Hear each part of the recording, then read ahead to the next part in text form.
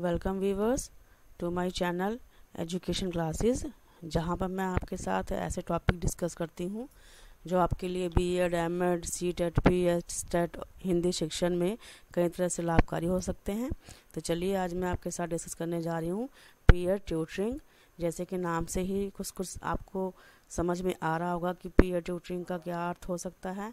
Peer होते हैं हमारा फ्रेंड सर्कल या हमारी एज के या हमारे साथ रहने वाला सर्कल, और ट्यूटरिंग होता है पढ़ाना सिखाना, जो भी आपको सिखाता है या पढ़ाता है। तो ये ऐसी टीचिंग स्ट्रेटजी है जिसमें हमारी फ्रेंड्स, हमारे जो दोस्त हैं, जो हमारी उम्र के हो सकते हैं, हमारी क्लास के हो सकते हैं, वही हमें पढ़ाते हैं और उन्हीं से हमें सीखने का मौका मिलता है। तो आइए देखें इसका मीनिंग क्या है। Peer tutoring is an instructional method in which one student will act as tutor or expert and other will be tutee socially and educationally by motivating them to learn। कि पीयर ट्यूटरिंग ऐसा method है, ऐसा तरीका है जिसमें एक विद्यार्थी जो है वो ट्यूटर या फिर एक्सपर्ट बनेगा और बाकी ट्यूटी उसके विद्यार्थी बनेंगे जो एक दूसरे को मोटिवेट करेंगे लर्न करने के लिए। इसके बारे में एक डेफिनेशन देख लेते हैं। Peer tutoring is an organized learning experience in which one student serves as the teacher or tutor and other is the learner or tutee. It gives students an opportunity to use their knowledge in a meaningful social experience। कि peer tutoring ऐसा एक organised तरीका है, ऐसा अनुभव है जिसमें जो एक विद्यार्थी है वो टीचर या फिर ट्यूटर बनता है और जो दूसरा है वो लर्नर या फिर ट्यूटी बनता है। विद्यार्थियों को ये अच्छा अवसर है अपना ज्ञान, अपनी नॉलेज जो है दूसरों के साथ बांटने का, दूसरों के साथ सीखने का। आगे देखते हैं कि इसकी प्लानिंग कैसे की जा सकती है ताकि इसको अच्छे से इम्प्लीमेंट किया जा सके। क्या क्या चीज़ें ध्यान में रखनी चाहिए। पहला है डिफाइनिंग ऑब्जेक्टिव्स, कि क्लास में आप ये प्रोग्राम ऑर्गेनाइज करने से पहले विद्यार्थियों के सामने इसके क्या क्या ऑब्जेक्टिव हैं जो आप अपने सामने रख रहे हो इस प्रोग्राम को ऑर्गेनाइज करने के समय, वो बच्चों को बता दें, वो विद्यार्थियों को बता दें कि आप इस वजह से ये प्रोग्राम ऑर्गेनाइज करने जा रहे हो, ताकि वो अपने कंटेंट पे, अपने ऑब्जेक्टिव्स के ऊपर फोकस रहें, उनका ध्यान कहीं भटके नहीं। लिस्टिंग मेजरेबल ऑब्जेक्टिव्स, ऐसे ऑब्जेक्टिव्स की लिस्ट बनाना जो मापे जा सके, जिनको चेक किया जा सके, परखा जा सके। यदि आप कोई कंटेंट विद्यार्थियों को पढ़ाने जा रहे हो इस विधि के माध्यम से, तो उनकी एक लिस्ट बना लेनी है और कोशिश करना है कि ऐसे ऑब्जेक्टिव अपने सामने रखें जिन्हें मापा जा सके, जिन्हें चेक किया जा सके किसी न किसी तरीके से। उसके बाद है चूजिंग द ट्यूटर, कि अपने ट्यूटर को आपने चूज़ करना है, चुनना है। आप अपने ग्रुप जो बनाए हुए हैं विद्यार्थियों के, जो अध्यापक ने ग्रुप बनाया हुआ है विद्यार्थियों का, उसमें से वह एक विद्यार्थी को उनका टीचर, उनका लीडर, उनका ट्यूटर चुनेगा। उसके बाद हमारा fourth point, establish rules and procedures for peer tutoring programme, कि इसके रूल्स और इसकी प्रक्रिया क्या है इस सारे प्रोग्राम की, वो विद्यार्थियों के सामने स्पष्ट करना, उनको बताना, समझाना कि उन्होंने कैसे कैसे काम करना है, कैसे कैसे स्टेप बाय स्टेप इस प्रोसीजर को जो है फॉलो करना है, ताकि प्रक्रिया में रुकावट ना पड़े और यह प्रक्रिया ठीक से काम करती रहे। उसके बाद है ट्रेनिंग द ट्यूटर, जब अध्यापक ने हर ग्रुप में से ट्यूटर चुन लिए हैं तो उनको ट्रेनिंग भी देनी पड़ती है ताकि वह अपना काम अच्छे से कर सकें। इस पॉइंट के अलग से 3-4 पॉइंट है, इसको आगे 3-4 हिस्सों में बांटा गया है कि एक ट्यूटर को ट्रेनिंग कैसे देनी है, वो मैं आपको इसके अगली स्लाइड में बताऊंगी। नेक्स्ट हमारा पॉइंट है इम्प्लीमेंट एंड मॉनिटरिंग, जब प्रक्रिया स्टार्ट हो चुकी है, शुरू हो चुकी है, कक्षा में पीयर ट्यूटरिंग का कार्य चल रहा है, तो उस समय जो अध्यापक है वो इसको ध्यान में रखेगा, हर प्रक्रिया ठीक से चल रही है कि नहीं, कहीं कोई रुकावट तो नहीं आ रही है, और ये ध्यान में रख के मॉनिटर भी करता रहेगा सभी विद्यार्थियों को कि विद्यार्थी अपने काम पर ही फोकस रहें।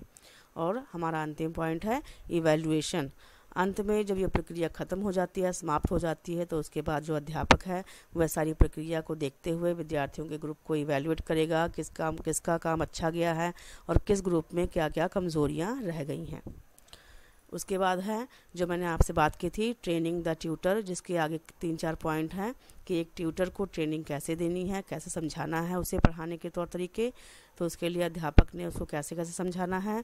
पहला है पॉजिटिव वर्बल फीडबैक, कि विद्यार्थी को ये बताना है कि जब वो पढ़ा रहा होगा तो उसने अपने स्टूडेंट्स को पॉजिटिव फीडबैक देनी है, नेगेटिव नहीं। यदि विद्यार्थी काम नहीं कर रहे हैं या वो कुछ सही से नहीं कर पा रहे हैं या गलत जवाब दे रहे हैं तो उनको डांटना मारना नहीं है, उनको पॉजिटिव रिस्पॉन्स देना है और उनके आंसर को ठीक करना है। दूसरा पॉइंट है करेक्टिव फीडबैक, कि गलत जवाब आने पर भी उनको हमने डिमोटिवेट नहीं करना है, डांटना नहीं है, उनके जवाब को सही करते हुए उन्हें पॉजिटिव फीडबैक देनी है। नेक्स्ट है मॉडलिंग बाय द टीचर, कि जो अध्यापक है वो ट्यूटर जिन विद्यार्थियों को चुना गया है उनके सामने पढ़ा के दिखाएगी, जिससे विद्यार्थी ज़्यादा अच्छे से अपने काम को समझ सकेंगे। अगला है role playing between teacher and tutor, कि जो अध्यापक है वो ट्यूटर के बीच में और टीचर के बीच में, मतलब कि वो अपने साथ साथ अपने जो ट्यूटर चुने हुए हैं उनके बीच में एक कहते संबंध, एक जुड़ाव बना के रखेगी, उनको चेक करती रहेगी समय समय पे, ताकि विद्यार्थी अपने काम में सही से काम कर सके और सही से उसमें लीन रह सके, उनका ध्यान भटके नहीं और समय व्यर्थ ना हो पाए। रोल प्लेइंग बिटवीन स्टूडेंट्स, जो अध्यापक है वो विद्यार्थियों के बीच में भी एक कड़ी का काम करेगी, वह देखती रहेगी कि विद्यार्थी कैसे काम कर रहे हैं, कौन से ग्रुप में काम अच्छा जा रहा है, कौन से ग्रुप में काम अभी सही नहीं हो रहा है, और जहाँ पे उसे नज़र आता है वहाँ पे उन्हें ठीक करने की कोशिश भी करेगी। उसके बाद है टाइप्स ऑफ पीयर ट्यूटरिंग, कि जो पीयर ट्यूटरिंग प्रोग्राम है, पीयर ट्यूटरिंग की कितनी किस्में हैं, ये कैसी कैसी तरीके से की जा सकती है। फर्स्ट है यूनी डायरेक्शनल, एक दिशाई। यूनिडायरेक्शनल का मतलब है कि जब ग्रुप बनेंगे तो उस ग्रुप में एक ट्यूटर होगा, बाकी ट्यूटी होंगे और वही हमेशा ट्यूटर बनेगा और बाकी हमेशा ट्यूटी बनेंगे। दूसरा है बाई डायरेक्शनल, बाई मतलब दो दिशाई, कि टर्न बाय टर्न हर बच्चा ट्यूटर बनेगा और हर बच्चा ट्यूटी बनेगा। इस तरह हर बच्चे को मौका मिलेगा टीचर बनने का और स्टूडेंट बनने का। क्लास वाइड पीयर ट्यूटरिंग में अगर क्लास बड़ी है, बच्चे ज़्यादा हैं, तो वहाँ ग्रुप बना दिया जाएगा उसी क्लास के जो बच्चों का, और उनको ग्रुप वाइज बांट दिया जाएगा और उसके बाद हर ग्रुप में से ट्यूटर और ट्यूटी चुन लिए जाएंगे। इस तरह सारी क्लास की प्रक्रिया चलती रहेगी। अगला पॉइंट है क्रॉस एज ट्यूटरिंग, इसमें अलग अलग एज के बच्चे लिए जाएंगे, अलग अलग एज के बच्चों का ग्रुप बनाया जाएगा। बड़ी एज वाले बच्चे ट्यूटर बनेंगे और छोटी एज वाले बच्चे ट्यूटी बनेंगे, स्टूडेंट्स बनेंगे। अब नेक्स्ट है पीयर असिस्टेड लर्निंग स्ट्रेटजी, इसमें क्या होता है कि जैसे हम ट्यूटर चुनते हैं उसके साथ ही उसकी स्किल को मैच करता हुआ एक और बच्चा जो है ट्यूटर रखते हैं, जो उसे सहायता करता है, समय समय पे उसकी हेल्प करता है और दोनों मिल के जो है टीचिंग करते हैं। नेक्स्ट है सेम एज पीयर ट्यूटरिंग, इसमें जो है एक ही एज के बच्चे लिए जाते हैं ताकि उनकी जो लर्निंग स्टाइल है, लर्निंग कैपेसिटी है, IQ लेवल है, एक जैसा हो और उनके लिए लर्न करना आसान हो, वो अपनी एज के बच्चों के साथ में आराम से लर्न कर सकें, क्योंकि एज जो होती है उनकी वो सेम होती है तो उससे उनके इंटरेस्ट भी मिलते हैं, उनके स्किल्स भी काफ़ी हद तक एक जैसे ही होते हैं, तो इस तरह उनको लर्न करना आसान हो जाता है, शेयरिंग करना आसान हो जाता है। इस तरह ये वाली भी एक किस्म है पीयर ट्यूटरिंग की।